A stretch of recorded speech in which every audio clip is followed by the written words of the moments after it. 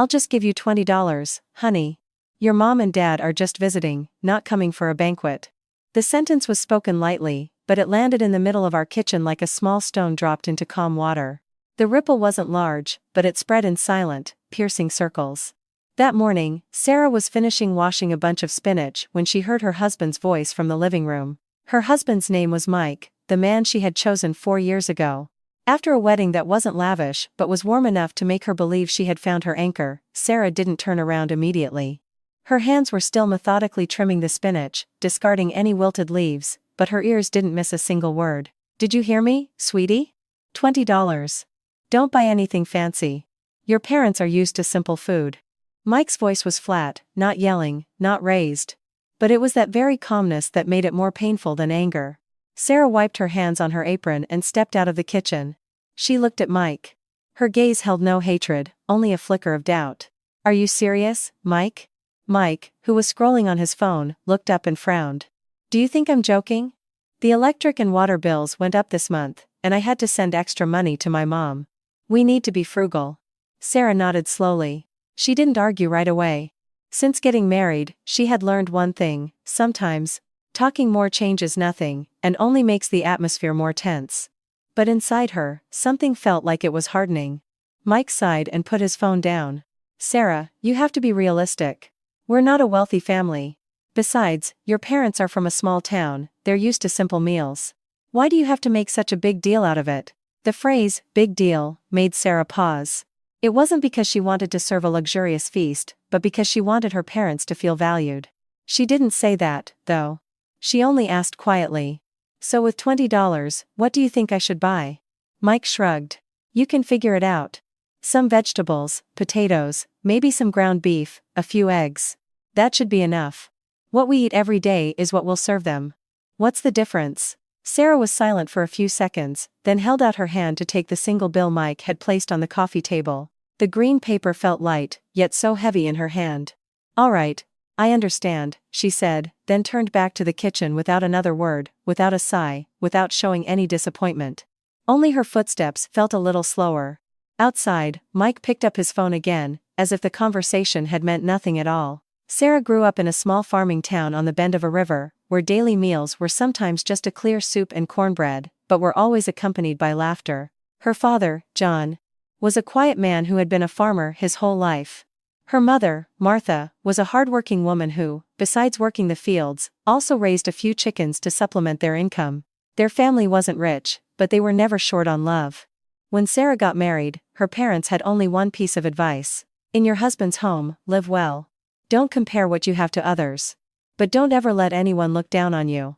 Sarah always remembered that advice, but she often wondered if what she was practicing was patience, or if she was letting things go too far. Like this morning, carrying her shopping tote to the local grocery store. The walk wasn't long, but today she walked more slowly than usual, perhaps because she was mentally calculating every cent of that $20. She stood in the produce aisle, checking the price of everything. Spinach, potatoes, carrots, all could be turned into a delicious meal. But how could she make it enough for 4 people without it looking too meager? The produce manager, a man who knew her by name, smiled. "Cooking for company, Sarah? Keeping it simple today?" Sarah returned the smile. "Yes, sir, just a simple meal for my parents." The man glanced at her nearly empty tote, then leaned in. "Simple is fine, honey, but it should still be nice. These chicken thighs are on sale today. You could make a nice soup." Sarah thanked him and picked out a few tomatoes. She continued to the dairy aisle and bought half a dozen eggs. With the remaining money, she stopped at the deli counter and looked at the smoked sausages. The distinct aroma reminded her of home, where her mother would often slice and fry them to eat with mashed potatoes and green beans. She asked for the price. The number wasn't too high. Sarah thought for a moment, then bought a small link. Her total came to exactly $19.85. She bought nothing else. On the way home, Sarah didn't feel sad, as one might imagine. She just felt that everything had become clearer. Clearer about how Mike viewed their life, and clearer about how she needed to live hers from now on. Sarah's parents arrived just before noon. John wore an older but clean-collared shirt. He carried a small duffel bag. Martha brought a tin of homemade oatmeal cookies. As soon as she stepped inside, she smiled. "Oh, your home is so tidy. It's wonderful you can keep it so clean in the city." Sarah rushed to greet them, her voice sounding brighter than it felt. Mom, Dad, was the drive tiring? Not at all. We're used to a few hours on the road. It's nothing. Mike came out of the bedroom, a polite but distant smile on his face. Oh, John, Martha, you're here. Come on in. Have a seat and rest. His words were courteous but lacked real enthusiasm. For him, the in-laws' visit wasn't a major event. John nodded, glancing around the small apartment before sitting down. It must be expensive to live here, son. Mike offered a thin smile. It is, John. You have to be smart with your money. That sentence, whether intentional or not, sent a small pang of pain through Sarah. She quickly changed the subject. Dad, Mom, you two rest. I'm going to finish up in the kitchen. Martha stood. Let me help. No, Mom, please. Just sit. I can handle it, Sarah said, turning back to the kitchen. The small kitchen was neat. She placed her shopping tote on the counter and took out its contents, one by one. Spinach, tomatoes, eggs, chicken thighs, smoked sausage. At a glance, it did look like a very simple meal, but to Sarah, that wasn't the point. She began to cook. She re-washed the spinach, sliced the tomatoes, and beat the eggs. She slowly pan-fried slices of the sausage, letting the savory aroma fill the air. The smell reminded her of evenings back home when the whole family would gather around the stove. She did everything slowly and deliberately, not to waste time, but because she was pouring something more than just ingredients into the meal. In the living room, Martha asked Mike. How's work going, son? The usual, Martha. Some months are good, some are slow. Well, that's business. You have to keep your spirits up. John was quieter. He just nodded occasionally, his gaze sometimes drifting toward the kitchen where his daughter was busy. After a moment, he asked, Is Sarah doing okay here? It's not too much for her? The simple question made Mike pause for a moment. He answered, It's the same for everyone, John. Life in the city means there's a lot to manage.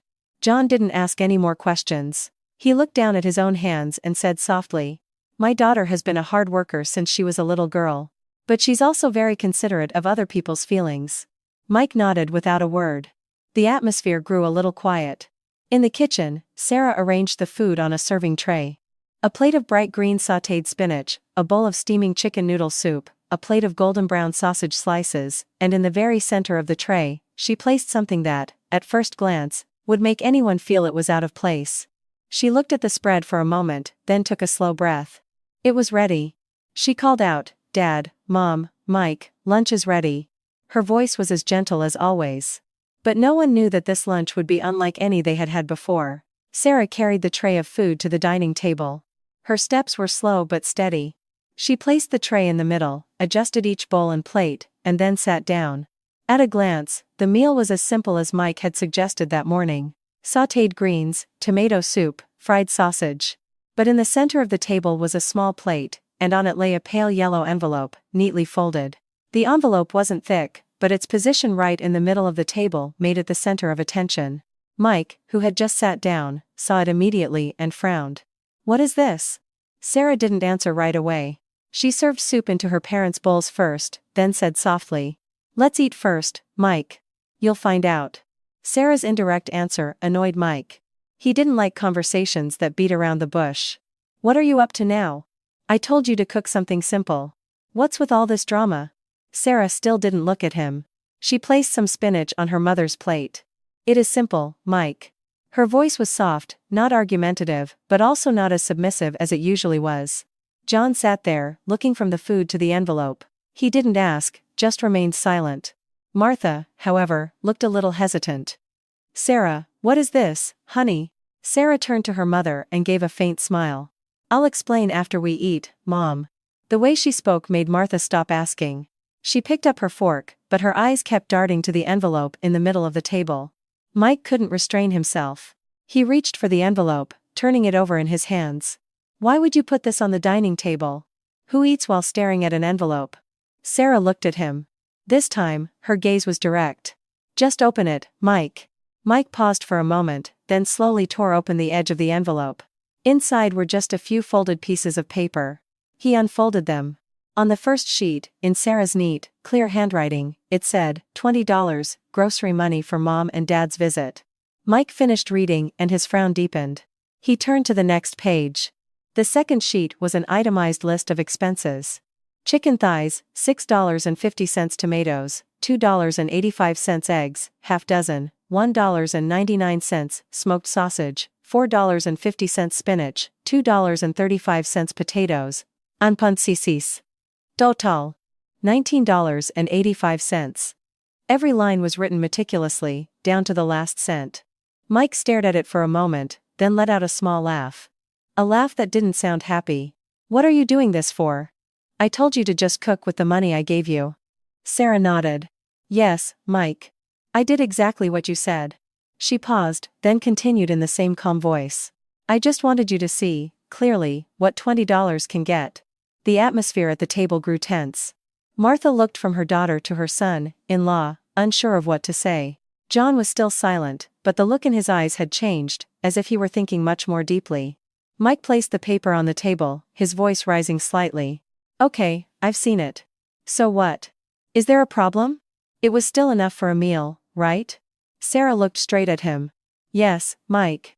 It's enough to eat. But is it enough to make my parents feel welcome? The question, not asked loudly, was enough to silence Mike. He couldn't answer. Sarah didn't press him. She turned to her parents. Mom, Dad, please try some. I fried the sausage just like we do back home. Martha took a piece, chewed it slowly, and nodded. Yes, honey. It tastes just right. It's been a long time since I've had this. John also took some vegetables. After eating a bite, he said, greens sautéed like this are delicious. You don't need anything fancy. Hearing that, Mike seemed to get a second wind. He smiled faintly. See? Your dad and mom said so themselves. Simple is good enough. Sarah didn't argue. She just continued eating, but her gaze was no longer avoidant as it had been before. Lunch continued, but the atmosphere was no longer as comfortable as it had been at the start. After a while, John put down his fork and looked at Mike. Mike, son. Yes, John? What is it? You work hard. I know the cost of living in the city is high. I understand that. Mike nodded. That's right, John. Everything has to be calculated carefully. John nodded slowly, then continued. But there are times when being frugal isn't always a good thing. The statement made Mike stiffen slightly. John didn't say much more, just spoke softly. A little money or a lot of money isn't as important as how we treat each other. The entire table fell silent. Sarah sat there, listening to her father's every word, her heart feeling both warm and constricted. Mike didn't argue, but the expression on his face had changed. He wasn't used to being corrected so directly, especially by his father-in-law. He tried to keep his voice normal. Yes, John, I understand. But I think we have to be realistic. We shouldn't be wasteful just because of pride. Sarah smiled faintly. This time, it was a slightly bitter but still gentle smile. You think I wanted to show off, Mike? Mike looked at her. That's not what I meant. But you put this envelope on the table, writing down every cent. Weren't you trying to prove something? Sarah shook her head. No, Mike. I wasn't trying to prove anything. She paused, then continued in a softer voice. I just wanted you to understand how I feel. Mike fell silent. Sarah looked down at her plate of food, then said, My parents didn't come here for a fancy meal. They came to see that their daughter is living a good life and is respected. She lifted her face and looked straight at Mike. Not as someone who has to count every penny just to welcome her own parents. The sentence wasn't spoken loudly, but it seemed to freeze the air. Martha whispered softly, Sarah, that's enough, honey. But Sarah gently shook her head. It's okay, Mom. I just want Mike to understand. Mike could no longer maintain the calm composure he'd had that morning. He put down his fork and sighed. So what do you want? You want me to give you more money? You want me to give in to all your wishes? Sarah looked at him. Her gaze wasn't angry, just tired. I don't want you to give me more money. I just want you to stop treating me like I'm just living off you. The sentence landed lightly, but with absolute clarity. Mike was stunned. Sarah continued in the same flat tone. Ever since I quit my job to take care of our home, you've said things like that often. Maybe you didn't mean it seriously, but I've heard it enough times to know how you see me. Mike opened his mouth, but no words came out. Sarah didn't press him. She just went on, as if telling a story. Being at home doesn't mean I do nothing. I manage the meals, the cleaning, the budget. All of that may not earn a paycheck, but without it, this home wouldn't run either. She gave a faint smile. But maybe you think none of that has any value. Mike looked down, no longer meeting her eyes. The atmosphere at the dining table became utterly silent. A few moments later, John stood up. "Well, I'm full. I think I'll get some fresh air on the porch," he said, walking outside. Martha stood to follow him. Inside, only Sarah and Mike were left. They sat facing each other, but the distance between them felt vast. Mike spoke first, his voice no longer as rigid as before. "I didn't realize it would turn into this." Sarah looked at him gently. "Because you never tried to put yourself in my shoes." Mike was silent. Sarah stood and began to clear the plates. "Just think about it, Mike. I don't need an answer right now." She carried the stack of plates to the kitchen, leaving Mike alone at the dining table. Mike stared at the envelope still lying on the table, then at the leftover food. For the first time, he felt that the simple lunch was not simple at all. And the envelope wasn't the thing that made him most uncomfortable, it was everything that it forced him to think about. After the lunch that day, a strange silence settled over Sarah and Mike's small home. It wasn't a heavy, suffocating silence, but one that made you feel something was unresolved, something left unsaid. Sarah stood in the kitchen, washing dishes. Water flowed calmly from the faucet. Her hands moved as they always did, but her mind was no longer as light as it used to be. She wasn't angry, nor did she want to escalate the issue. But what she had just said felt like a door that had been opened. And once opened, she couldn't pretend it had never happened. On the porch, John sat in a plastic chair, holding a cup of tea Sarah had just made for him. He looked out at the narrow street in front of the house, where people passed by, each with their own story. Martha sat beside him and asked quietly, "You see something's not right with them, don't you?" John didn't answer immediately. He took a sip of his tea, then said softly, "Sarah has been holding that in for a long time." Martha sighed. "I felt that too. Ever since she moved here, every time we call, she says everything is fine. But from the sound of her voice, I knew she was hiding something." John nodded. "She's just like you were when you were young. You kept everything to yourself, afraid of making others uncomfortable." Martha smiled faintly, but her eyes held a trace of sadness. "But if you keep bottling it up, one day, it's bound to explode." The two of them sat there without speaking further. They didn't blame their son-in-law, but they also couldn't ignore what had just happened. Inside, Mike was still sitting at the dining table. Before him lay the envelope Sarah had left. He had read it several times, but he still felt unsettled. He was a practical person. Since childhood, he had been independent and always calculated things carefully. His father had passed away when he was young, and his mother had raised him and his sibling alone. Because of that, for him, money had always been something to be considered with great care. He didn't feel he was wrong for wanting to be frugal, but Sarah's words kept echoing in his mind. "I just want you to stop treating me like I'm just living off you." He sighed, picked up the envelope, and examined every stroke of his wife's handwriting. The handwriting he had seen when Sarah addressed their wedding invitations, when she made lists of things for their new home. He used to think her writing was beautiful, now it felt a little distant. He stood up and walked to the kitchen. Sarah was still washing dishes. Hearing his footsteps, she knew it was Mike, but didn't turn around. Mike stood behind her for a moment, then said, "Let me help." Sarah paused. He rarely ever said those words. She turned and shook her head. "It's okay, Mike. I'm almost done." Mike didn't move. He took a clean dish towel and stood beside her. "Then I'll dry the dishes." Sarah looked at him for a few seconds, then said nothing more. She continued washing, and Mike began to dry. The two of them stood side by side, so close, yet neither of them spoke.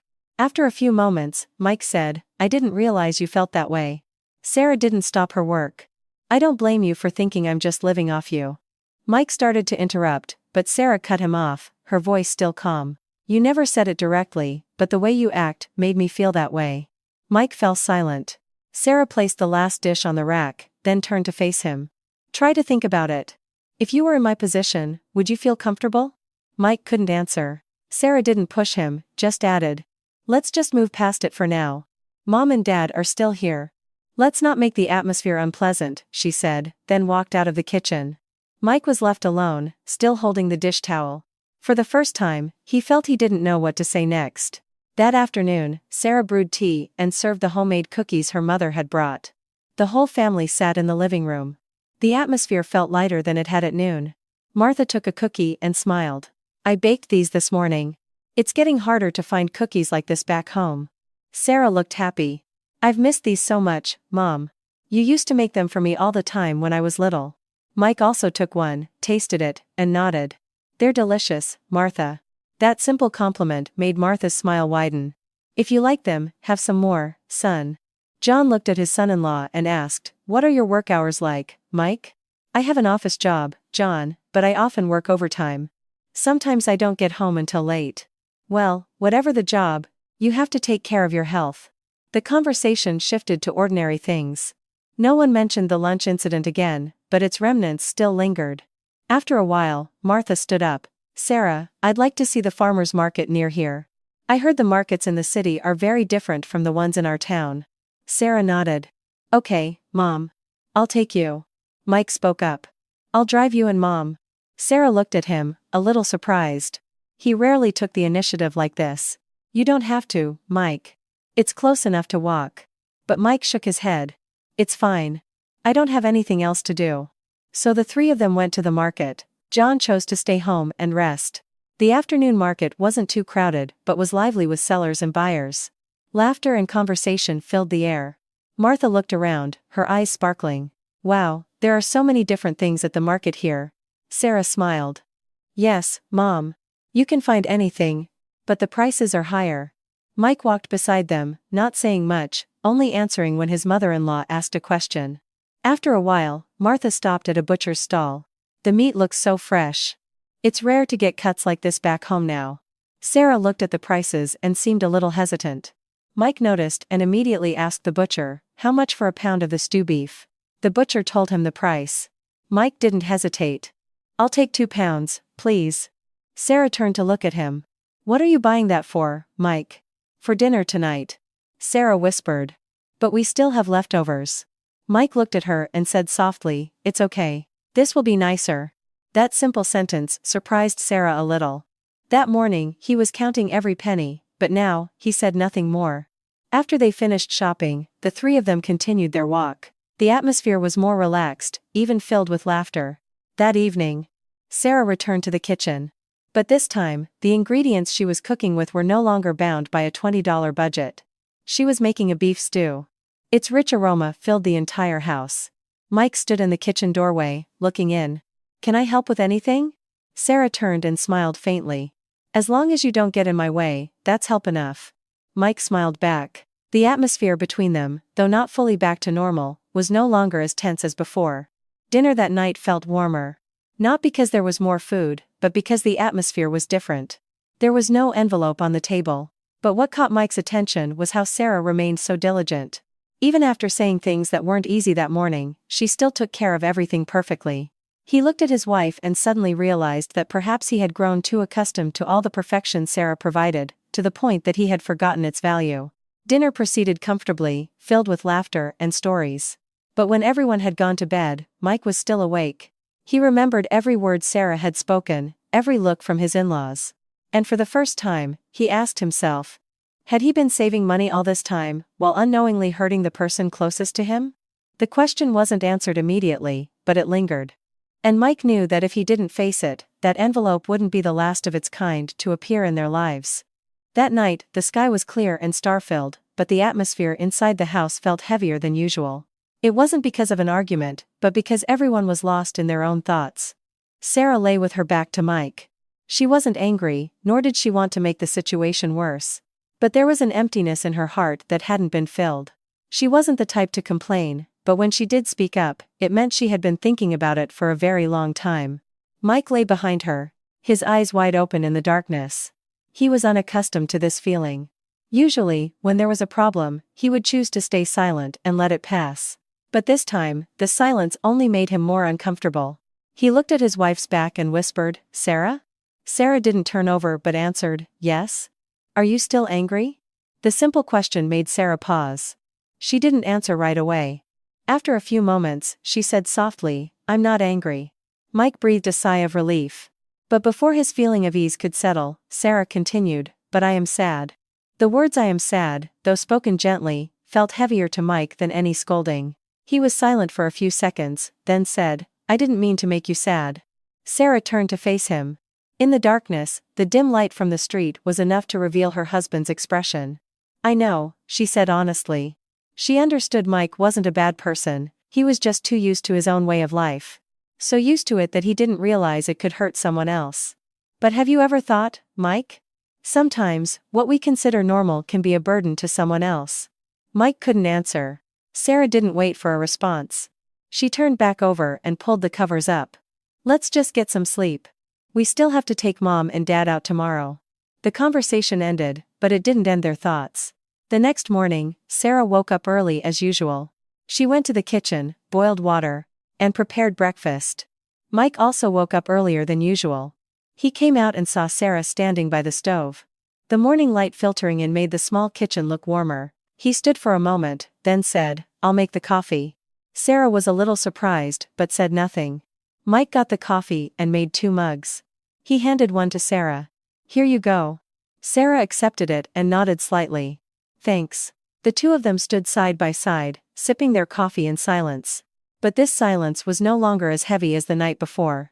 Soon after, John and Martha woke up.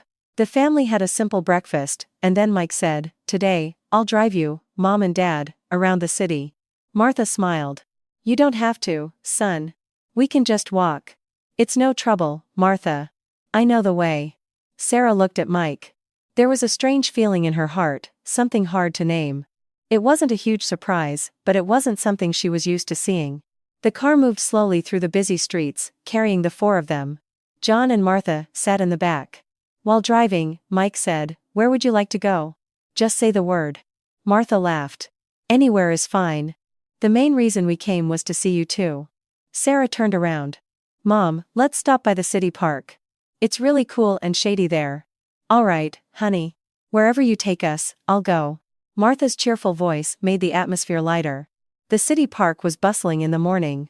Seniors were exercising, young people were jogging, and small children were playing. Sarah and her mother sat on a park bench. While Mike went to buy drinks, Martha looked around and whispered, "It's so busy here, isn't it, honey?" "Yes, Mom. It's always like this in the city." After a moment, she turned to Sarah. "Sarah, about yesterday. What you did was the right thing." Sarah was a little taken aback. "I'm not saying I'm taking your side, but I can see you've been patient for too long," Martha continued. Sarah was silent. Martha went on. "But you also have to understand your husband. He was raised differently, so he thinks differently." Sarah nodded. "I know, Mom. I understand. Understanding is good, but understanding doesn't mean you have to accept everything. You need to speak up, but in a way that makes the other person willing to listen." Sarah smiled faintly. "Yes, Mom. I'm learning." Mother and daughter looked at each other and smiled. Mike returned with drinks for them. "Here you go, Martha." "Oh, thank you, son." He sat down and looked at Sarah. "Want to go anywhere else?" Sarah shook her head. "This is nice enough." Not long after, John joined them. He sat down and sighed. "The city bus is so crowded." The whole family laughed. The atmosphere was more cheerful, but Mike still felt that something in his heart was not yet resolved. That afternoon, the family returned home. Sarah went into the kitchen to cook. Mike didn't go straight to the living room as he usually would. He stood in the kitchen, watching his wife. "Let me help." Sarah turned. "You know how to cook?" Mike smiled. "If I don't, I can learn." Sarah handed him a knife. "Then please chop this onion." Mike took the knife. He awkwardly tried to chop it. The pieces were uneven, some big, some small. Sarah looked at them and laughed. "If you chop it like that, it'll cook unevenly. A little uneven is fine. It adds character." The two of them shared a small laugh. The atmosphere in the kitchen suddenly felt more intimate, like it had been in the early days of their marriage. But in Mike's heart, something was still pushing him. He put down the knife and looked at Sarah. "Sarah? Yes? I want to ask you something." Sarah stopped her work and turned. "Go ahead." Mike hesitated for a moment, then said, "All this time, have you ever felt like I looked down on you?" The question came suddenly, but Sarah didn't avoid it. "Sometimes," she answered plainly. Mike nodded, as if he had expected it. "You never said anything because you thought it was pointless, right?" Sarah didn't speak, but he added for her, "And you didn't want to make me feel bad." Hearing that, Mike's heart sank. He looked at his wife. For the first time, he saw clearly that Sarah wasn't always as strong as he thought. She just chose to endure it. He sighed. "I'm sorry." Sarah looked at him, not surprised, but she didn't respond immediately. "I'm sorry for never paying attention to your feelings." She was silent for a few seconds, then said, "Just knowing that you realize it is enough." There was no scolding, no easy forgiveness, just a perfectly measured sentence. But it was that very sentence that made Mike feel he had to do more. He looked at the meal that was nearly ready and remembered yesterday's envelope. A small envelope that had forced him to rethink so many things. And he knew this story wasn't over. Because what needed to change wasn't the amount of money, the $20, but the way he saw the woman standing in front of him. Lunch that day proceeded in a very different atmosphere. Not because the food was more luxurious, but because everyone at the table showed small, noticeable changes. Sarah was still the first to serve her parents, still reminding everyone to eat before it got cold. Mike, sitting across from her, was no longer busy with his phone. He had placed it beside him and was focused on his lunch. These small details made the meal feel more whole.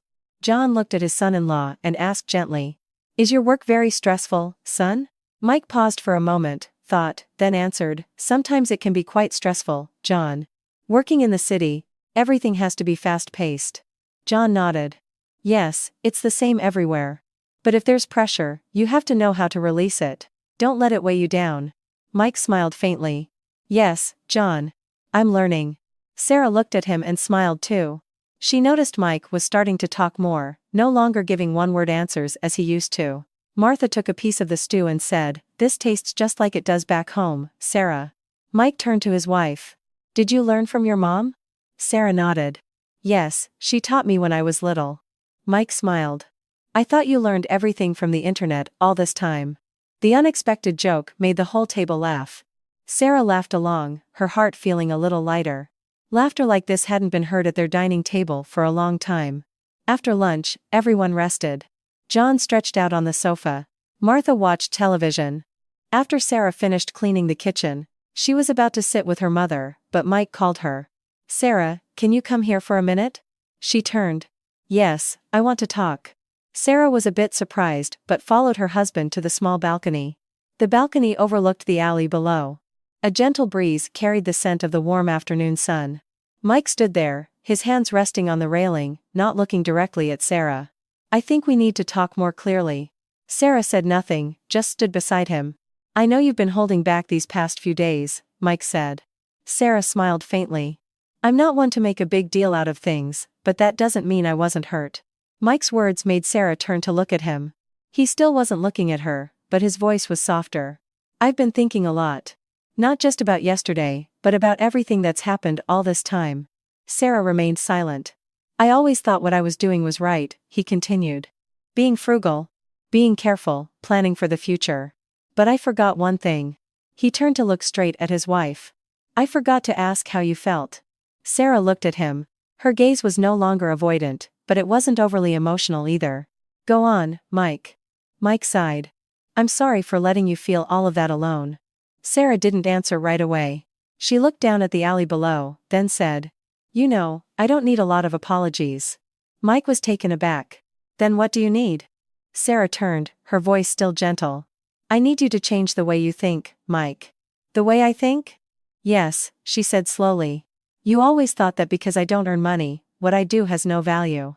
Mike started to object, but then fell silent. Sarah continued, "But think about it.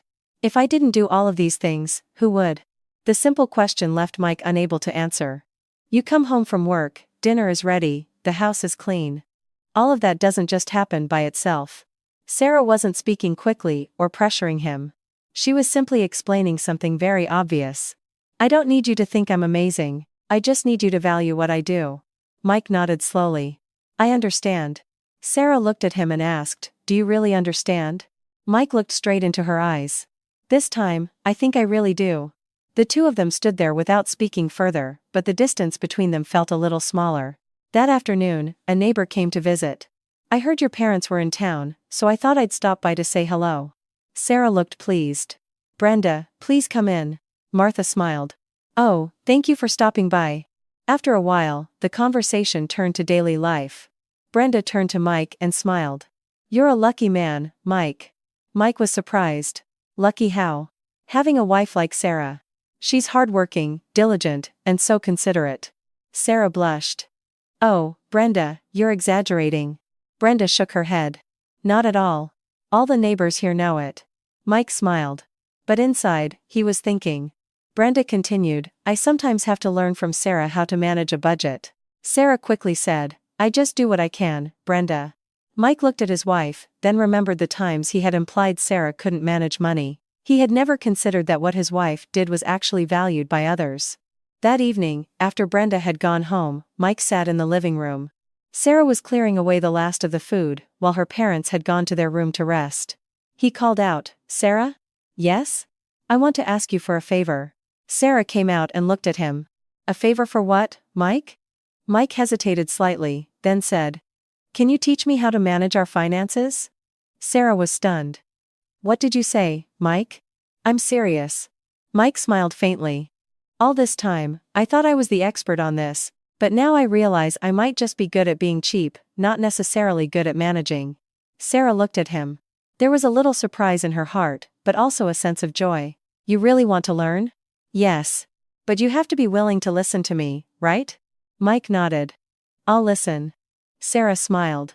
All right, we'll start tomorrow. They looked at each other and smiled. It wasn't a wide grin, but it was enough to ease everything that had happened. However, in Sarah's heart, there was still one thing she hadn't said, and she knew that one day, she would have to. As for Mike, for the first time, he felt that learning from his own wife was not something that diminished his pride, but a way to understand her better, and perhaps, to understand himself better too. The next morning, Sarah didn't go straight to the kitchen as usual. She set a small notebook and a pen on the dining table. Mike came out of the bedroom, saw her, and paused. Not cooking today, honey? Sarah looked at him and smiled faintly. I'm cooking. But before that, I'm going to teach you something. Mike looked at the notebook, then pulled out a chair and sat down. Starting right now? You said you wanted to learn. Yes, I'm ready. Sarah sat across from him and opened the notebook. On the first page, there were already a few lines of writing she had prepared. This is our family's expense ledger. Mike looked a little surprised. You've been keeping this since when? For a long time. Sarah flipped through the pages.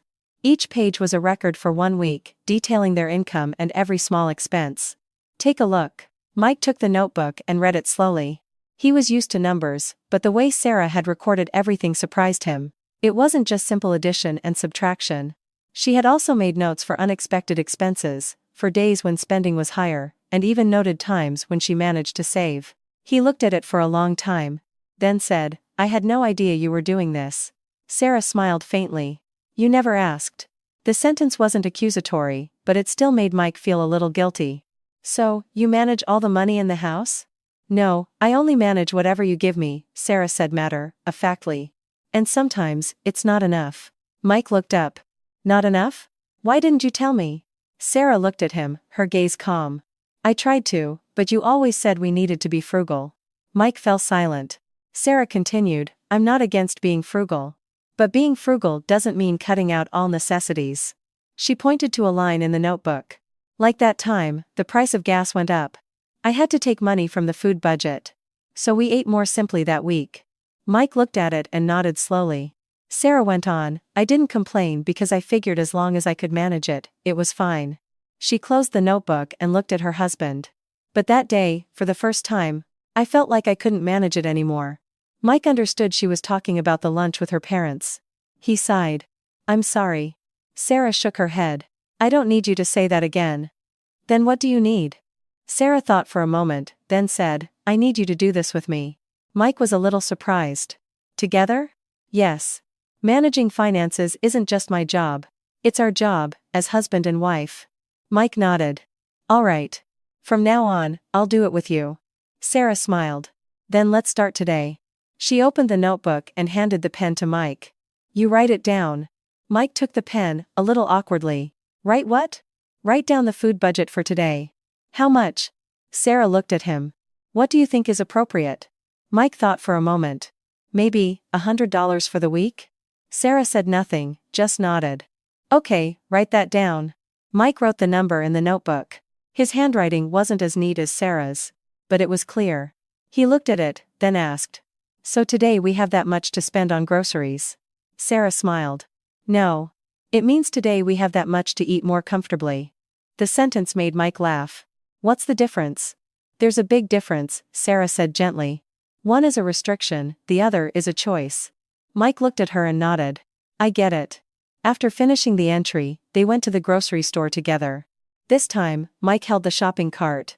Sarah walked beside him, not saying much, just offering suggestions occasionally. This fish is fresh, Mike. Okay, let's get one. These vegetables are on sale today, we can get extra.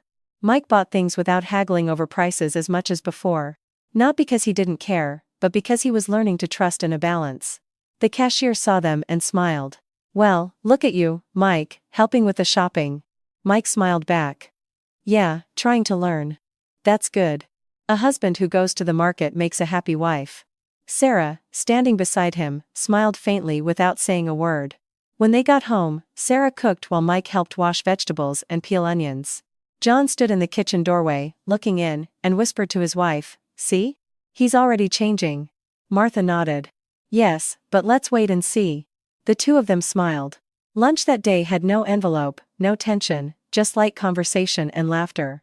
But in the middle of the meal, John suddenly asked Mike, Son, in your opinion, is Sarah's work at home difficult?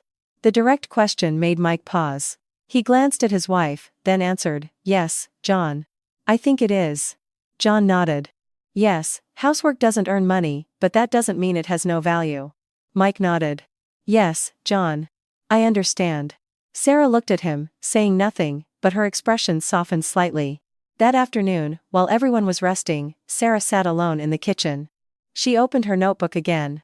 Seeing Mike's handwriting from that morning, it wasn't beautiful, but it made her feel that something was genuinely changing. She didn't need Mike to be perfect. She just needed her husband to be willing to see, to understand, and to walk beside her. But in her heart, there was still one thing she hadn't said. She had considered going back to her hometown. Not out of anger, but out of exhaustion. She looked toward the door, where the evening light was streaming in. Maybe I should give him more time, she whispered to herself. Meanwhile, Mike was sitting on the porch with John. The two of them didn't talk much, but the atmosphere was no longer as awkward as before. After a moment, Mike said, John, can I ask you something honestly? Have you ever made Martha sad? John laughed. Of course, I have. Who hasn't? Then what did you do? John looked off into the distance, then said, You fix it. That's all. You know you did wrong, so you fix it. But you have to really fix it. The simple sentence made Mike think for a long time. He nodded. Yes, John, I get it. John looked at him and added, A husband and wife living together isn't about who's right or wrong, but about who is willing to understand first. Mike fell silent. He knew he was beginning to understand some things. But to truly change, it might still take time, and there might be many other things he would have to face. The afternoon passed calmly. But as evening approached, a small incident occurred that was enough to shake things up once again. After dinner, while Sarah was washing dishes, Mike's phone rang. He looked at the screen, frowned slightly, and then walked outside to answer it. Sarah didn't pay much attention, but as she passed the living room, she faintly heard her husband's voice. Yeah, Mom, I know. But I can't right now. Yes, I'll think about it. Mike's voice wasn't loud, but it was enough for Sarah to realize something was wrong. She didn't stop to eavesdrop. She continued with her work. A few moments later, Mike came back inside. His face looked a little tense. Sarah asked, What's wrong, Mike? Mike hesitated, then said, It was my mom. She said the money I sent this month was less than usual. Sarah nodded. Well, it was. Our expenses were higher this month. Mike sighed. But she doesn't understand. She thinks I'm holding back on her. Sarah fell silent. Mike continued, She even said, A son always changes after he gets a wife. The sentence made Sarah freeze. She wasn't angry, but the feeling was familiar. This wasn't the first time she had heard words like that. So what did you say? I told her it wasn't like that. Did she believe you? Mike smiled bitterly. I don't think so. Sarah said nothing more. She went back to washing the dishes. But in her heart, an old thought resurfaced. In the past, whenever there was a problem between Mike and his mother, she was usually the one who had to give in. No one forced her, but she understood it on her own. That night, after Sarah's parents had gone to bed, Mike sat with his wife. Sarah. Yes? I think we need to send some extra money to my mom. Sarah wasn't surprised. How much are you thinking of sending? Mike named a figure higher than usual. Sarah didn't refuse immediately. She just asked. Then what about our living expenses for the rest of the month? Mike was silent. Sarah opened her notebook and pointed to the detailed budget they had written. Look, Mike, we just adjusted this a few days ago. If we send that much extra, we'll have to cut from another category. Mike looked at it, but said nothing. Sarah asked again, which category do you want to cut? Mike sighed. I don't know. Sarah nodded. I don't know either. The two of them sat in silence. Sarah didn't want to make things difficult, but she also couldn't pretend there wasn't a problem. Mike, she said. Yeah? I'm not stopping you from being a good son to your mother. I know that's important. But we're a husband and wife. A decision like this, we have to think about it together. Mike nodded. I understand. Sarah looked at him and added, and you also need to explain things to your mom. It doesn't mean that every time there's a shortfall, it's my fault. The sentence was spoken gently, but with great clarity. Mike looked at her, a little surprised. You think my mom thinks that? Sarah smiled faintly. She doesn't have to think it for it to be true. Mike fell silent. Sarah didn't continue. She closed her notebook. Let's just think about this later. Let's not ruin the mood while Mom and Dad are still here. Mike nodded. Okay. But in his heart, an internal conflict began to feel more pronounced. On one side was his responsibility to his mother. On the other was his current life with his wife. And for the first time, he realized that those two things couldn't always go hand in hand. The next morning, while Sarah was cooking, she heard Martha call out, Sarah, come here for a minute, honey. I want to talk to you. Okay, Mom. Just a second. Sarah turned off the stove, wiped her hands, and walked to the living room. Martha was sitting there, her expression not overly serious, but not relaxed either. I want to ask you something. Yes, Mom? About the finances in this house, do you and Mike discuss them often? Sarah was a little surprised but answered. Sometimes, Mom. Sometimes or rarely? Sarah thought for a moment. It used to be rarely, Mom. Lately, it's been more often. Martha nodded. That's good. Then she continued in a softer voice. I don't want to meddle in your marriage. But I see that if things aren't discussed clearly from the beginning, they can get complicated later on. Sarah sat beside her mother. I know, Mom. Don't hold everything in just because you're afraid of ruining the mood. Being patient once or twice is fine, but if it happens too often, it becomes a habit. Sarah smiled faintly. Yes, Mom. I'm starting to learn to speak up. Martha looked at her daughter, her gaze full of both love and worry. You don't have to say a lot. What's important is to speak at the right time and in the right way. Sarah nodded. Yes, Mom. Meanwhile, Mike was sitting on the porch with John. John asked, Did your mother call yesterday? Mike was a little surprised. How did you know? John smiled. I could see it on your face. Mike smiled back but couldn't hide his exhaustion. Yes, John. She's worried about money. John nodded. Parents from small towns are often like that.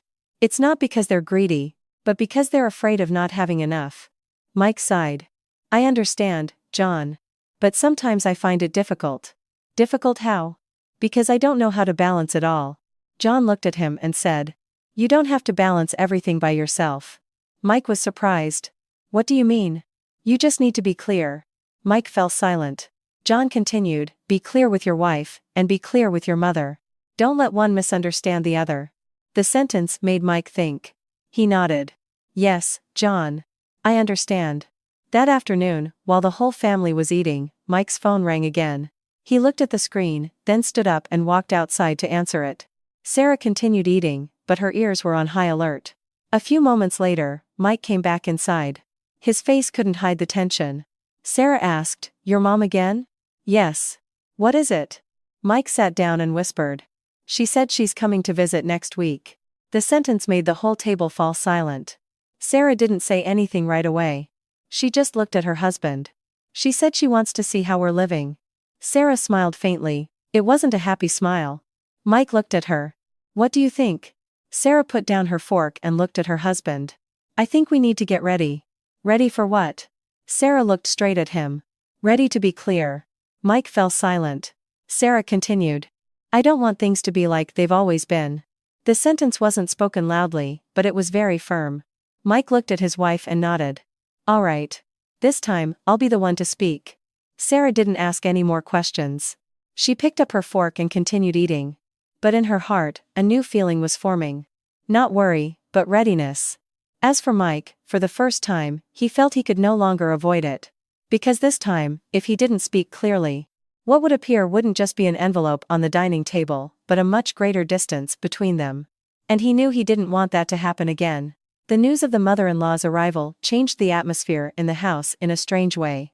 It wasn't an obvious tension, but rather a thin, invisible layer that seemed to coat every activity. Sarah continued to cook, clean the house, and chat with her parents as usual. Mike was no longer as dismissive as he used to be. He was even more proactive in asking questions. But they both knew an uneasy confrontation was on the horizon. That afternoon, while John and Martha were resting, Sarah sat at the dining table with her expense ledger open. She wasn't writing anything, just looking back at the previous pages as if reviewing something. Mike came out of the bedroom and saw her. "Checking the books again, honey?" Sarah nodded. "Anything wrong?" Sarah shook her head. "Not wrong.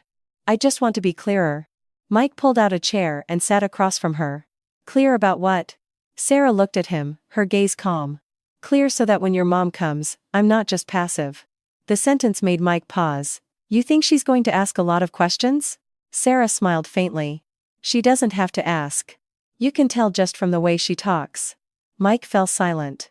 Sarah continued, "You know, I'm not afraid of a difficult mother-in-law."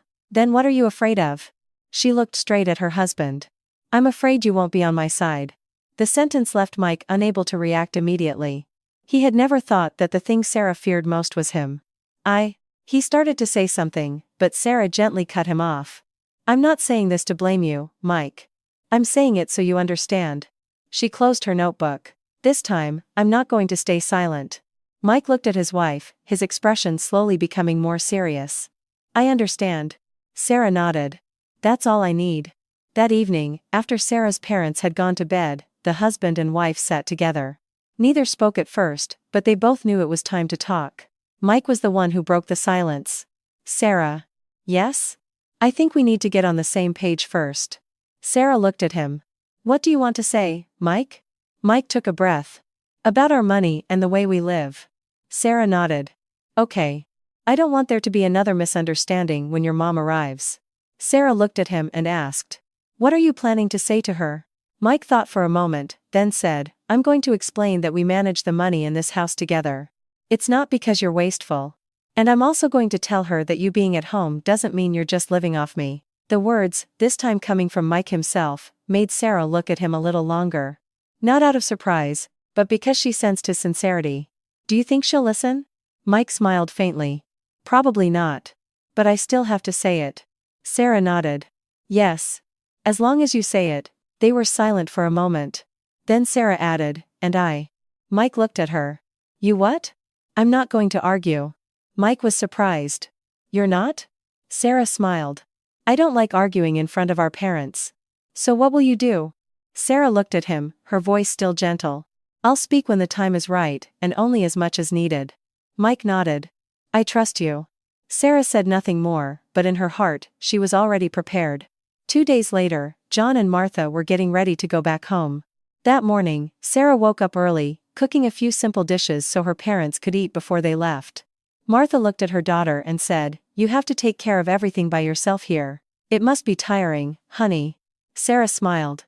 "I'm used to it, Mom." John, standing beside her, looked at Mike. "Remember what I told you the other day, son?" Mike nodded. "Yes, John. I remember. Not everything is about winning. What's important is taking care of each other." "Good." Sarah, standing there listening, felt her heart warm. She knew her father didn't say much, but every word he spoke was full of meaning. While seeing her parents off at the bus station, Sarah held her mother's hand. "Mom, travel safely." "Yes, you too." Martha looked at her daughter and whispered, "If anything happens, talk about it. Don't keep it inside." Sarah nodded. "I will, Mom." The bus started to move, leaving Sarah standing there watching it for a long time. Mike stood beside her without a word. After a moment, he asked, "Are you okay?" Sarah nodded. "I'm fine." She turned to her husband. "Now it's our turn to get ready." Mike understood what she meant. He nodded. "Yeah." That afternoon, Sarah cleaned the house. Not because company was coming, but to make it feel more comfortable. Mike helped her. He wiped the tables, swept the floors, doing chores he had rarely done before. Sarah watched him and asked, "Don't you feel strange?" "Strange, why? Doing work like this?" Mike smiled. It was strange at first, but I'm getting used to it. Sarah smiled faintly. If you really get used to it, I'll be very happy. Mike looked at her. I'm trying to get used to it. The simple sentence made Sarah's heart feel lighter. That evening, while they were watching TV, Mike's phone rang again. He looked at it and said, "It's Mom." Sarah said nothing. Mike answered the phone. "Hi, Mom. Yes. Next week. Okay, Mom, I already know. You don't need to bring anything." "Yes." He listened for a moment, then said, "Yes, Mom. Just come. We'll be home." After he hung up, Sarah asked, "What did she say?" "She's coming sooner than planned." Sarah nodded. "Good. So we don't have to wait long." Mike looked at her. "You're not worried?" Sarah smiled. "A little. But I'm surprisingly calm about this." "Why?" Sarah looked straight at her husband. "Because I know this time, I'm not alone." The sentence made Mike fall silent. He nodded slowly. "Yeah. You're not alone." That night, Sarah lay in bed thinking for a long time. She wasn't afraid of facing problems, but she understood that every word and action in the next few days could affect the course of their future. She didn't want to win against anyone. She just wanted to be understood correctly. As for Mike, for the first time, he felt he was in a different position. Not as the decision maker, but as a bridge between his mother and his wife, between old habits and a new way of life. And he knew that if he didn't handle this well, all the changes of the past few days would not be enough. Outside, the wind blew softly. Inside, two people lay side by side in silence. They both knew the coming days would not be easy. And it was for that very reason that it was time for them to truly stand together. The morning sun wasn't yet too strong, but the atmosphere inside the house already felt different. Not because anyone was speaking, but because everyone knew that today, Mike's mother was coming. Sarah woke up earlier than usual. She wasn't rushed, she did everything as she normally would. Boiling water, sweeping the house, preparing breakfast. But her every movement felt more deliberate, as if she were trying to maintain a steady rhythm. Mike also woke up early. He came out and saw his wife busy in the kitchen, then paused. "You're up early." Sarah turned and smiled faintly. "I'm used to it, Mike." Mike came closer, looking around. "Let me help." Sarah didn't refuse. She handed him a bunch of carrots. "Peel these, please." Mike sat down and began to peel the carrots. He was no longer as clumsy as he had been a few days ago, though he still wasn't very skilled. Sarah watched him for a moment, then whispered, "Mike. Yeah? Today, remember what we talked about, okay?" Mike nodded. "I remember. You don't have to say a lot. Just speak at the right time." "I will." They didn't speak again, but their gazes conveyed a mutual understanding. Around 9:00 a.m., Mike's phone rang. "Mom's at the bus station. I'm going to pick her up." He stood and looked at Sarah. "I'm leaving." Sarah nodded. "Okay, Mike." She didn't go with him. Not because she was avoiding it, but because she wanted to give Mike some time alone with his mother first. About 20 minutes later, the sound of a car pulling up was heard outside. Sarah stepped out. She saw Mike carrying a bag. Behind him was a woman in her late 50s. She was small in stature but moved briskly, with sharp, observant eyes. This was Sharon, Sarah's mother-in-law. She walked in, looked around, and said, "The house is tidy enough." Sarah approached, with a warm smile. "Good morning, Sharon." Sharon nodded. "Hello." Her voice was not cold, but it wasn't warm either. Mike put down the bag. "Sit down, Mom. Rest." "Okay." The trip was pretty tiring. Sarah quickly poured a glass of water. "Please have a drink, Sharon." Sharon took the glass, took a sip, and then looked Sarah up and down, from head to toe. It wasn't a malicious look, but it was enough to make the person being watched feel they were being evaluated. "You're still just at home?" The question sounded casual, but it implied something else. Sarah didn't avoid it. "Yes, Sharon. I'm still at home." "No plans to go back to work?" Sarah smiled faintly. "I'm thinking about it, Sharon." Sharon nodded, not asking any more questions, but her gaze now shifted to Mike. "And how about you? Is work going well?" "It's okay, Mom. You need to work hard and make money. Can't fall short." Mike nodded. "I know, Mom." The atmosphere in the living room felt a little awkward. Sarah took the initiative. "You must be tired from your trip. Let me get some food ready for you." Sharon waved her hand. "Don't go to any trouble. Whatever you normally eat is fine." The sentence reminded Sarah of what Mike had said days ago. She didn't react, just nodded. Okay, Sharon. In the kitchen, Sarah began to cook. Mike stood in the doorway, looking in. Are you okay? Sarah turned and smiled faintly. I'm fine. Need me to help? No, just keep Mom company outside. Mike didn't leave right away. He looked at his wife for a moment, then said, if anything happens, just tell me. Sarah nodded. I know. In the living room, Sharon opened her bag and took out a few small gifts from her town. I brought these for you. Just some things from home, nothing special. Mike looked at them. You shouldn't have, Mom. It's no trouble. Just what I had at home. After a moment, she asked. Where's Sarah? In the kitchen, Mom. Oh. She was silent for a moment, then said, Mike. Yes, Mom? The money you sent this month was a little less, wasn't it? Mike knew this question was coming. Yes, Mom. Our expenses were a bit high this month. Sharon looked at him. Expenses for what? Mike took a breath. The cost of living went up, Mom. We're readjusting our finances. Sharon frowned. Readjusting how? Mike looked straight at his mother. We're managing our spending again, Mom. Sarah and I are discussing it together. The sentence made Sharon pause. You mean you never discussed it before? Mike said slowly, I wasn't very good about it before, Mom. Sharon looked at her son, her expression changing slightly. So who holds the money now? We hold it together, Mom. Together, how? Mike didn't hesitate. I give the money to Sarah to manage, but we discuss any big expenses. The explanation was clear and direct. Sharon was silent for a few seconds. Are you comfortable with that? Yes, Mom. I am. Mike's voice sounded more confident than before.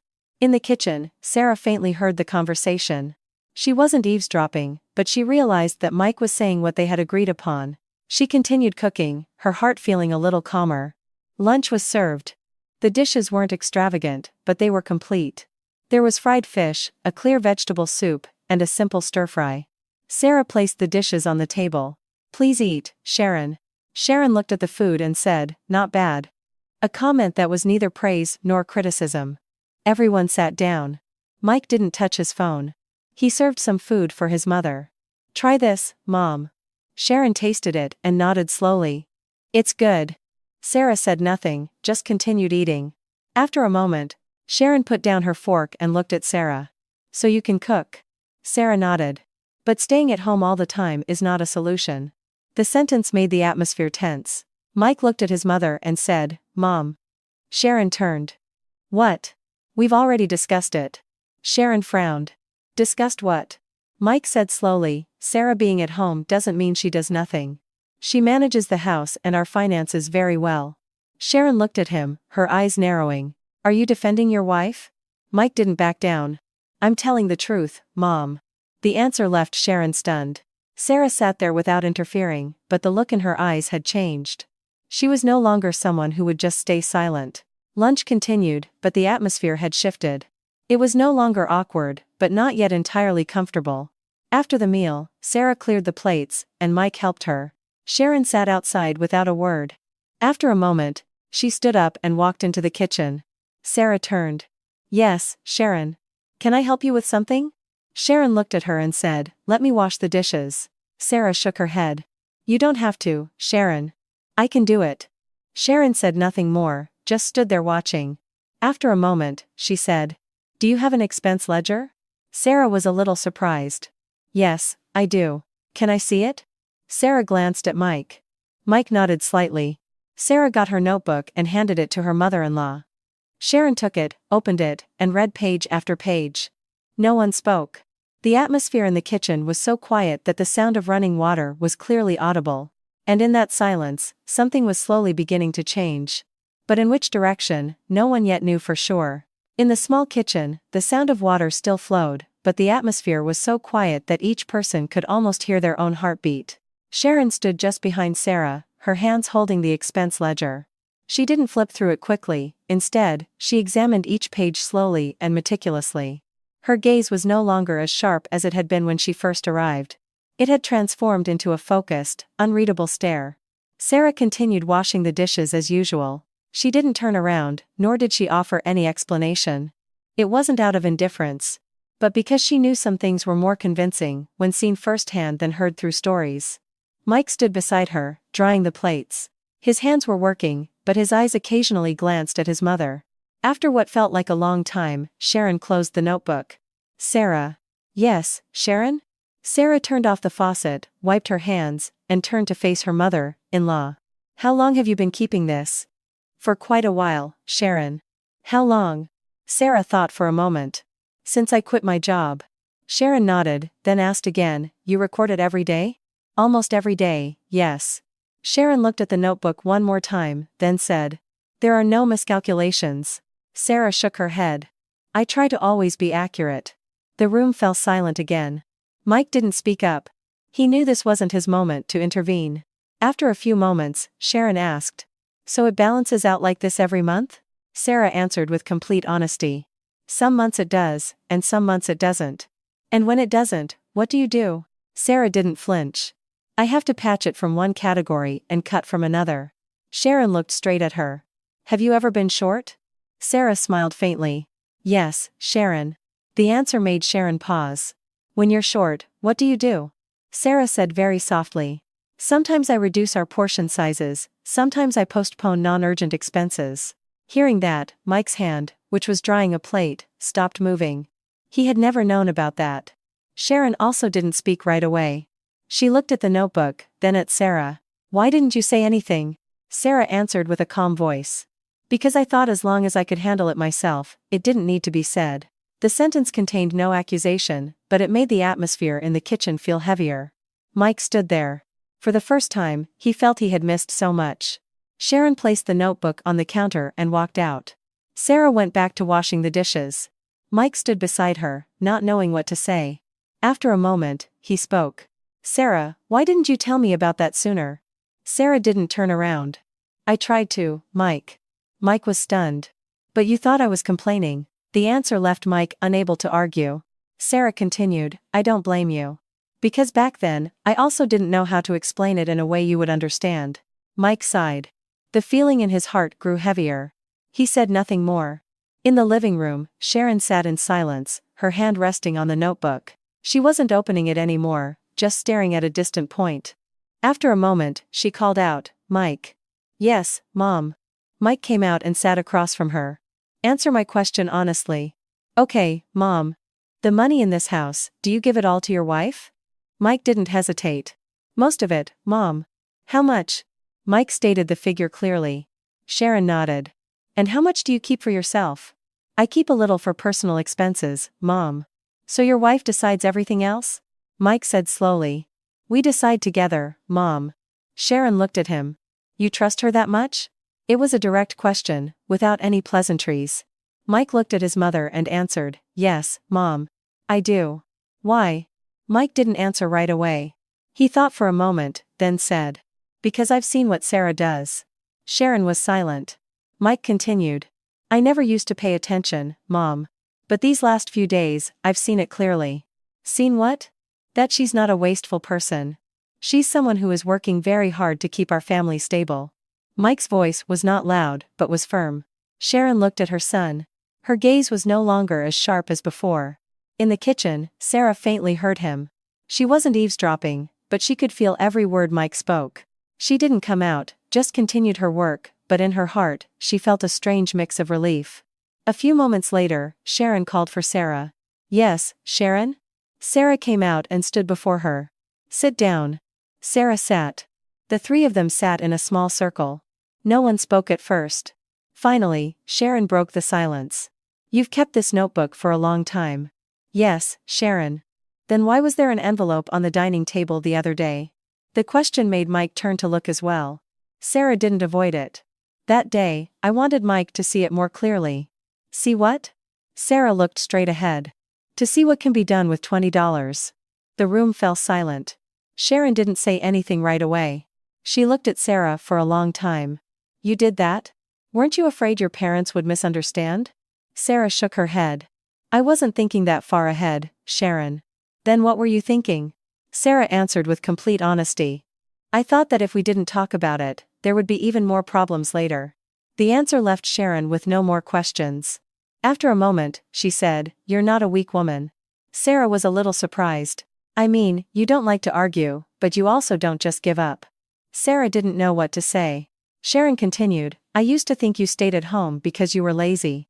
Sarah remained silent. But now I see, even at home, you're not taking it easy. Sarah nodded slowly. Yes, Sharon. The atmosphere thawed slightly. Mike looked at his mother and his wife.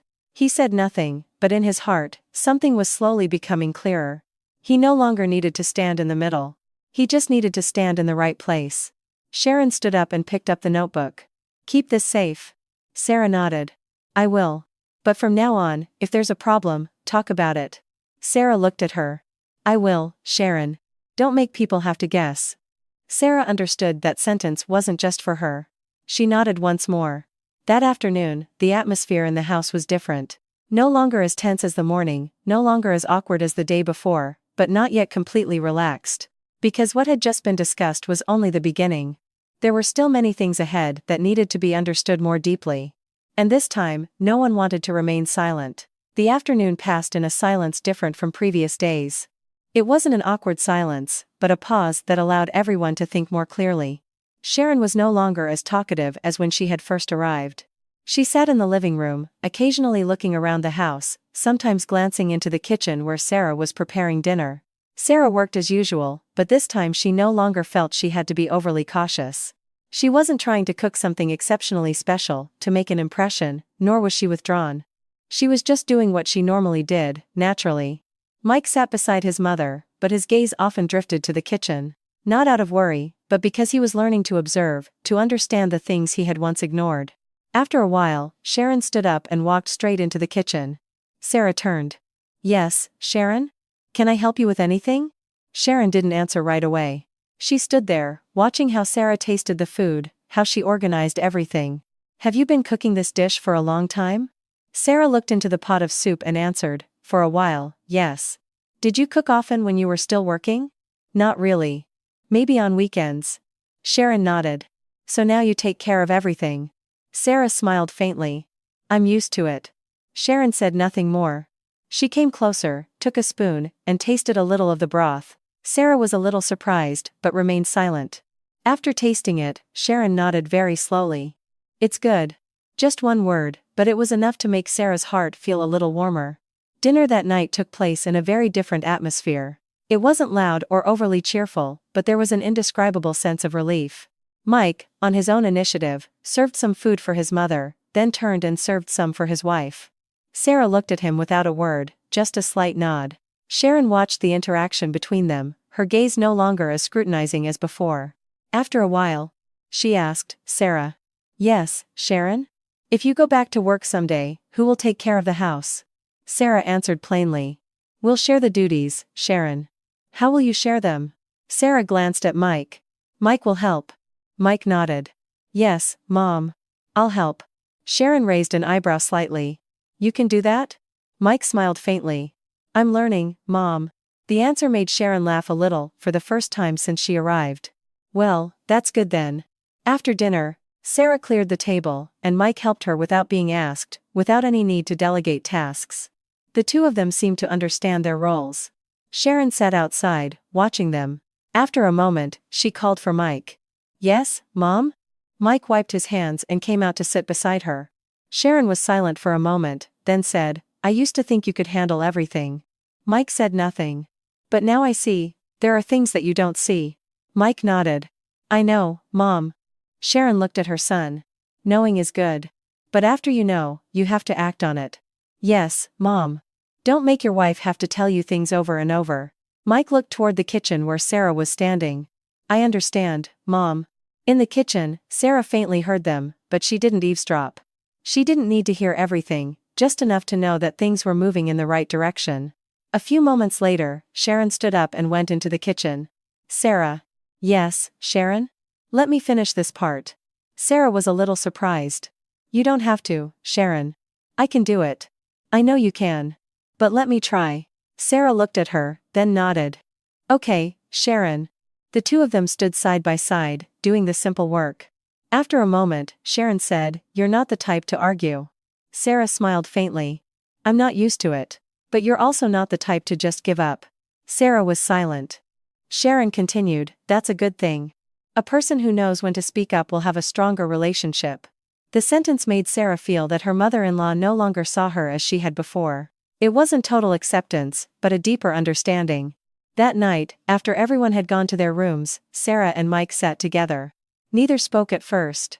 After a moment, Mike broke the silence. Sarah. Yes? Today felt different. Sarah looked at him. Different how? My mom isn't like she was at the beginning. Sarah nodded. Yes. What did you do? Sarah smiled. I didn't do anything special. Then why did she change? Sarah thought for a moment, then said, maybe because this time, I didn't stay silent. Mike looked at her. You didn't argue, but you also didn't avoid it. Yes. Mike nodded. I'm learning. Sarah smiled. You're a fast learner. Because I don't want to lose you. The sentence made Sarah pause. She said nothing, but her expression softened. That night, the two of them slept more soundly than they had in days. Not because all their problems were solved, but because they knew they were heading in the right direction. The next morning, Sharon woke up early. She went to the kitchen and saw Sarah already there. You're up early, dear. I'm used to it, Sharon. Sharon looked around and said, I want to go to the farmer's market with you today. Sarah was a little surprised, but nodded. Of course, Sharon. The two of them walked to the market together. The morning air was cool. The market was busy, but not noisy. Sharon walked beside her, not saying much, just asking occasionally. How much is this? Is that one fresh? Sarah answered gently. After a while, Sharon said. Have you always gone to the market alone? Yes. Don't you ever get tired? Sarah smiled. I get tired, but I'm used to it. Sharon nodded without another word. On the way home, she suddenly said, Sarah. Yes. Sharon? About what happened the other day, with the envelope. Sarah looked at her. At first, I didn't like what you did. Sarah wasn't surprised. I know. But now I think it was necessary. Sarah said nothing. Sharon continued, there are some things you have to see with your own eyes to understand. The sentence, this time, no longer carried a tone of rebuke, but one of acknowledgement. Sarah nodded slowly. Yes, Sharon. They arrived home. Mike saw them and asked. How was the market, Mom? Sharon smiled faintly. It was fine. Then she looked at Sarah. Go ahead and cook. Sarah nodded. Okay, Sharon. In the small kitchen, 3 people stood together. No one said much, but the atmosphere was no longer distant. And for the first time, Sarah felt she no longer had to prove anything. Just by being herself, others would eventually understand.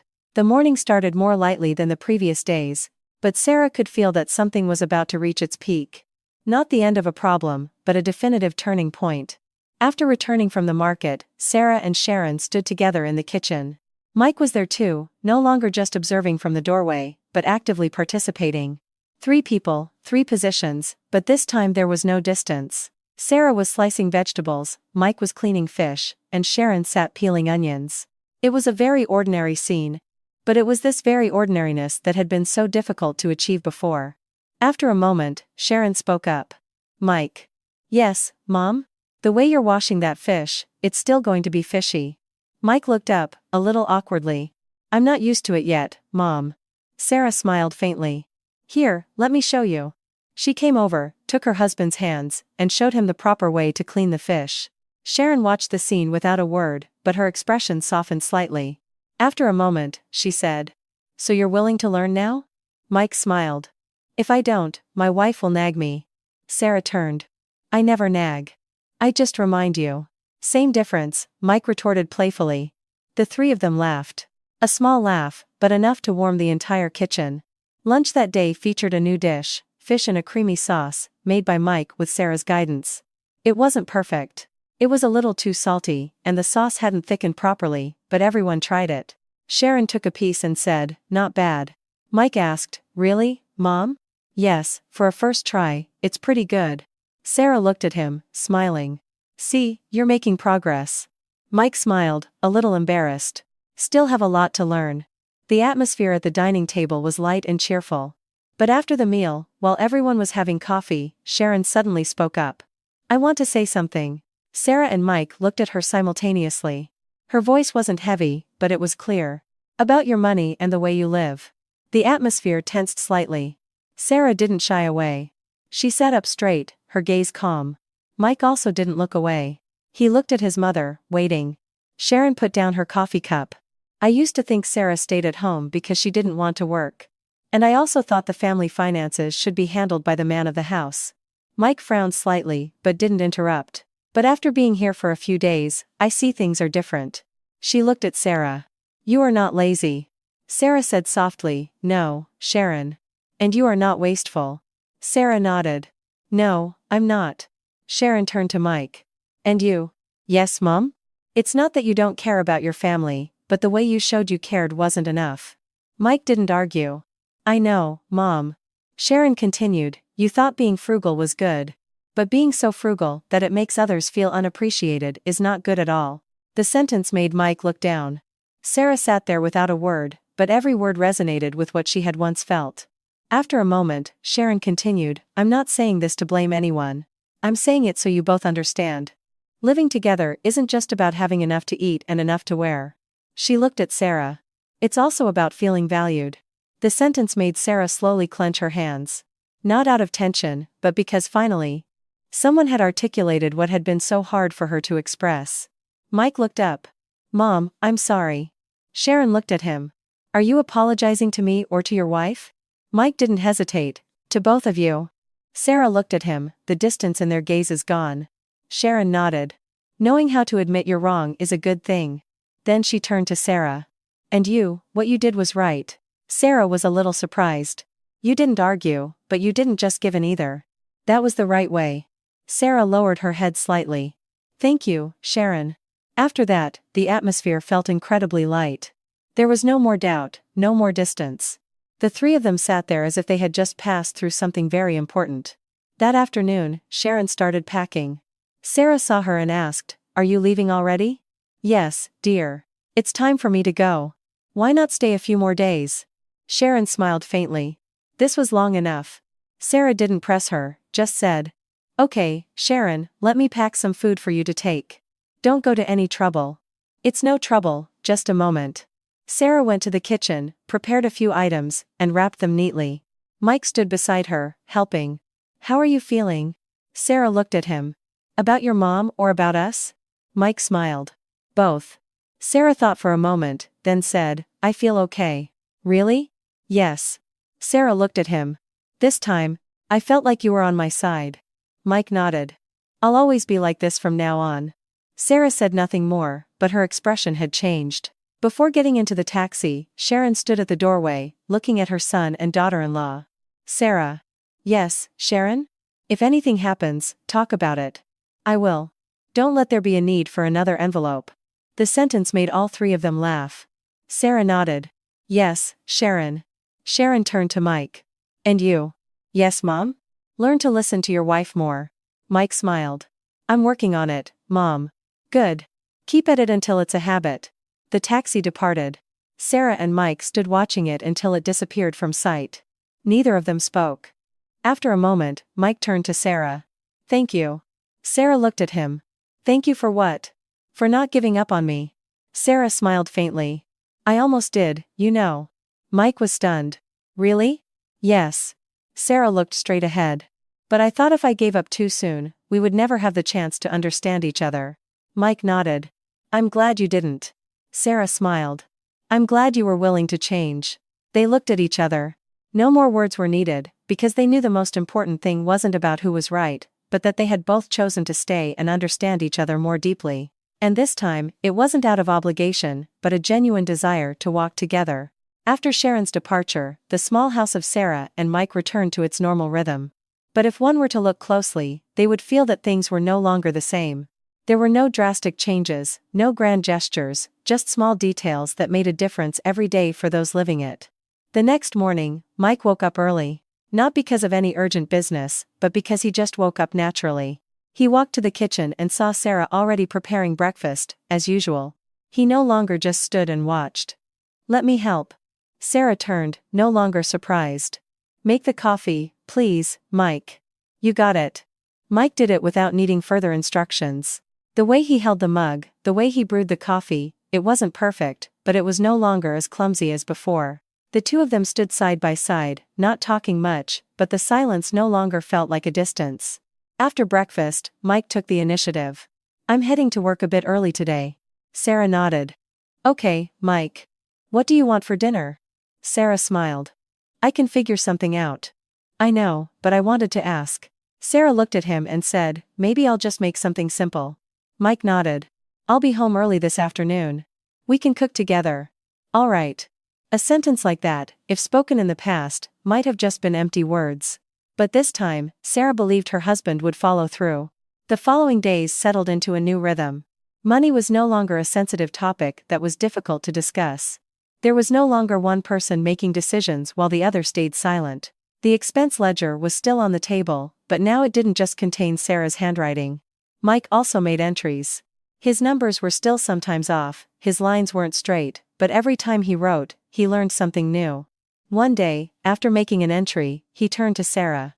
Do you think we need to adjust this category, honey? Sarah looked at it and explained, that's a fixed expense, Mike, we can't reduce it. If we want to save, we can cut back from other categories. A conversation like this had never happened before. Not because they didn't have problems, but because they had never truly sat down together to understand each other. One afternoon, while Sarah was cleaning the house, Mike came home early, just as he had promised. He walked in, put down his bag, and asked, Are you tired today? Sarah was a little surprised. Why do you ask? It looks like you had a lot to do. Sarah smiled faintly. It's like this every day, Mike. Mike looked around and said, but now I see it differently. Differently how? Because before, I never paid attention. Sarah was silent for a moment, then smiled. You're paying attention now. That's enough. Mike nodded. He walked into the kitchen and rolled up his sleeves. I'm making the beef stew tonight. Sarah laughed. Are you sure, Mike? Not entirely. But I have you. Sarah looked at him, her expression softening. All right, I'll be your assistant. Dinner that night was nothing special, just beef stew, boiled vegetables, and a simple soup. But as they sat down, Mike suddenly said, Sarah. Yes? I want to say it one more time. Sarah looked at him. I'm sorry for making you feel unappreciated before. Sarah didn't answer right away. Mike continued. I thought being frugal was the right thing to do, but I forgot that some things can't be measured in money. Sarah looked at him, the distance between their gazes completely gone. I don't need you to be perfect, Mike. I know. I just need you to understand me. Mike nodded. I'm learning. Sarah smiled faintly. That's enough. A week later, Mike's phone rang. It was Sharon. He answered it. Hi, Mom. Yes. We're doing fine. Yes. Sarah wasn't standing near him, but she could faintly hear. After a moment, Mike handed the phone to Sarah. Mom wants to talk to you. Sarah was a little surprised but took it. Hello, Sharon? She heard Sharon's voice on the other end, no longer as sharp as it used to be. Sarah, I've been thinking a lot these past few days. Sarah listened silently. About what happened, I was also in the wrong. Sarah said softly. It's okay, Sharon. No, it's not. I didn't fully understand you. Sarah said nothing. I'm at peace now. The sentence made Sarah pause. I'm at peace because I know you know how to handle yourself, and Mike knows how to be a better husband. Sarah glanced at Mike and said, Yes, Sharon. If anything happens, discuss it together. Don't let a small problem become a big one. Sarah nodded, even though her mother-in-law couldn't see. I know, Sharon. The call ended. Sarah handed the phone back to Mike. No one spoke. But they both understood that a long-standing tension had been released. That afternoon, Sarah opened her notebook again. She turned back to the page where $20 was written. A small page that had opened up so much. She didn't tear it out. She folded the corner and left it there. Mike saw her and asked. Still keeping that, honey? Sarah nodded. Yes. What for? Sarah smiled. As a reminder. A reminder of what? Sarah looked at him. A reminder that small things, if not talked about, can become big. Mike nodded. Yeah. That envelope made me understand a lot of things too. Sarah smiled faintly. I didn't expect it to be so effective either. They both laughed.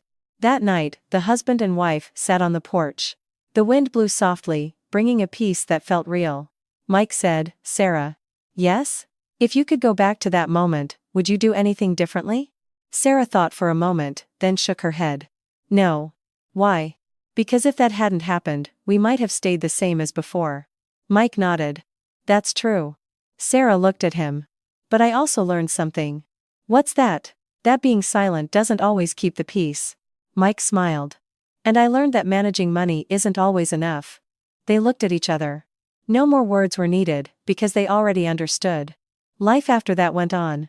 There were still busy days, still tired moments, but there was no longer the feeling of one person shouldering the burden while the other didn't care. They had learned not just to live together, but to truly be a team.